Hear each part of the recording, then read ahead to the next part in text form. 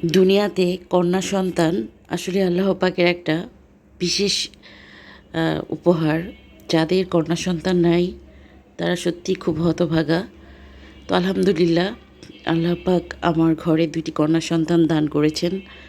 আমি আল্লাহ পাকের দরবারে অনেক অনেক শুকরিয়া জ্ঞাপন করছি। কিন্তু চারপাশের এত খারাপ ঘটনা দেখে আমার মন সত্যি কাঁদে। আমার মেয়েদেরকে কি আমি সঠিকভাবে রাখতে পারবো কি না, আমি ওদের আগলে রাখবো কতটুকুই বা পারবো, এটা নিয়ে আমি খুব চিন্তা করি ইদানিং।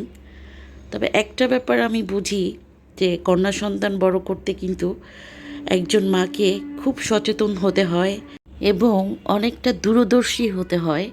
যে কোনো পরিস্থিতি অনুমান করে সঠিক ব্যবস্থাটা নিতে পারাটা খুব জরুরি। নোংরা লোকের মানসিকতা চেঞ্জ করা হয়তো সম্ভব না, তবে সচেতনতা খুব জরুরি।